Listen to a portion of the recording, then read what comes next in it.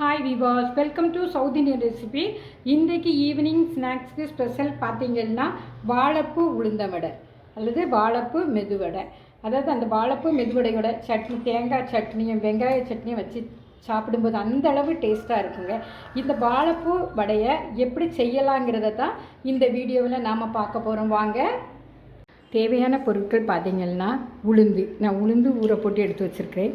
அப்புறம் மிளகாய் காரத்துக்கு கொஞ்சமாக பார்த்திங்கன்னா நல்ல மிளகும் சின்ன ஜீரகமும் சின்ன வெங்காயம், இதை நம்ம தொலி எடுத்துகிட்டு பொடிசாக கட் பண்ணி எடுத்துக்கலாம்.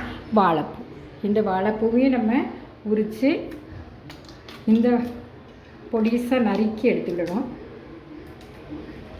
இதில் உள்ள பூவை மட்டும் எடுக்கணும். தோலை எடுத்துட்டு, இதுதான் பூவு. இந்த பூவை நம்ம பொடிசாக கட் பண்ணி எடுத்துக்கணும். ஃபஸ்ட்டு நம்ம இதை என்ன பண்ணணும்னா தண்ணியோடு அரைக்கக்கூடாது. தண்ணியை வடிகட்டிக்கிட்டு நைஸாக அரைச்சி எடுத்துக்கிடணும். அரைச்சி எடுக்கும்போதே நம்ம இந்த உளுந்துக்கு தேவையான உப்பை சேர்த்துக்கலாம். இப்போ பார்த்திங்கன்னா உளுந்தை நல்லா நைஸாக அரைச்சி எடுத்தாச்சு. தண்ணி சேர்க்காமல் கொஞ்சம் கொஞ்சமாக தண்ணி தெளித்து அதில் உப்பு நான் சேர்த்துருக்குறேன். இப்போ பார்த்திங்கன்னா நான் கட் பண்ணி வச்ச வெங்காயம் ரொம்ப பொடிசாக கட் பண்ணி வச்சுருக்கேன். அதையும் இந்த மாவு கூட நம்ம சேர்த்துக்கலாம்.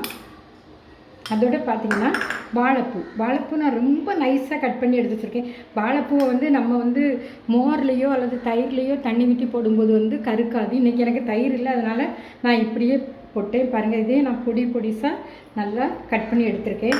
அதோட பார்த்திங்கன்னா இதில் மிளகாவும் இஞ்சியும் பொடிசாக வெட்டி எடுத்து வச்சுருக்கேன்.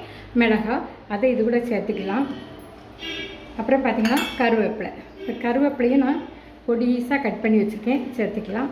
அதோட பார்த்திங்கன்னா இதில் நல்ல மிளகும் சின்ன ஜீரகம் அதை இடித்து எடுத்து வச்சுருக்கேன். நம்ம இது கூட சேர்த்து பண்ணிக்கலாம். இப்போ நம்ம மிக்ஸ் பண்ணும்போது உப்பு சரியில்லை அப்படின்னா நம்ம உப்பு சேர்த்துக்கிடணும். இல்லைன்னா இட்ஸ் ஓகே, விட்டுடலாம். இப்போ நம்ம இதை நல்லா பிசைஞ்சு எடுத்துக்கலாம். இப்போ பார்த்திங்கன்னா மாவை நல்லா மிக்ஸ் பண்ணி வச்சுருக்கிறேன். அதே சமயத்தில் பார்த்திங்கன்னா அடுப்பில் எண்ணெய் சூடாக போட்டிருக்கேன். இந்த எண்ணெய் நல்லா சூடாகட்டும்.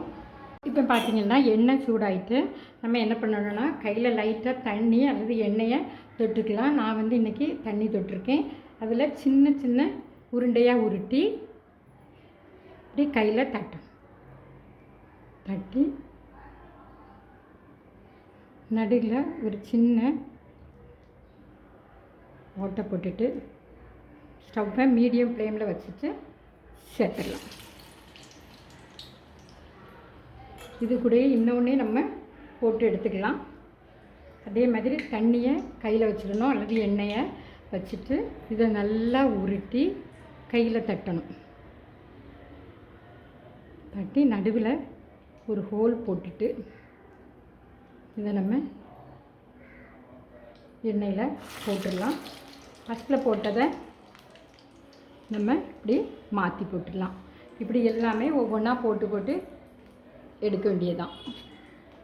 ஒரு பக்கம் வெந்துருச்சுன்னா நம்ம மறுபக்கம் திருப்பி போடலாம். ஸ்டவ்வை மீடியம் ஃப்ளேமில் வைக்கணும். வேகட்டும் நல்லா. எண்ணெயில் உள்ள கப்பிள் எப்பவும் குறையுதோ அப்போ நம்ம வெந்துருச்சுன்னு அர்த்தம். நம்ம மீடியம் ஃப்ளேமில் வைக்கும்போது பார்த்துக்கோங்க, சரி சமமாக வேகும். இல்லைன்னா கரிஞ்சது மாதிரி ஆயிரும், உள்ளே இருக்க மாவு வேகாது. கப்பிள் குறையட்டும், எடுத்துக்கலாம்.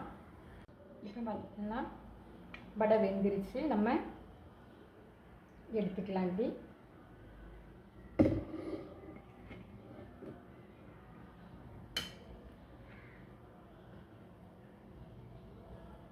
பபிள் நல்லா குறைஞ்சிட்டுனாலே வடை வெந்துட்டுன்னு அர்த்தம். வெந்துருச்சு, நம்ம எடுத்துக்கலாம். அருமையான டேஸ்டியான வாழைப்பூ உளுந்த வடை அல்லது வாழைப்பூ மெதுவடை ரெடி ஆயிடுச்சு. இது செய்கிறதுக்கும் ஈஸி, ஆனால் ஹெல்த்தியானது. இதை நீங்கள் வீடுகளில் பிள்ளைங்களுக்கு செய்து பாருங்கள். அதாவது கடலைப்பருப்பு சேர்த்தும் செய்வாங்க. கடலைப்பருப்பு சேர்த்து செய்கிறத விட உளுந்து சேர்த்து செய்யும்போது ரொம்ப டேஸ்ட்டாகவும் இருக்கும், ரொம்ப சாஃப்டாகவும் இருக்கும். ஸோ இதை மாதிரி நீங்கள் உங்கள் வீடுகளில் செய்து பாருங்கள். லைக் பண்ணுங்கள், ஷேர் பண்ணுங்கள், மறக்காமல் சப்ஸ்கிரைப் பண்ணுங்கள். தேங்க்யூ ஃபார் வாட்சிங் மை வீடியோஸ்.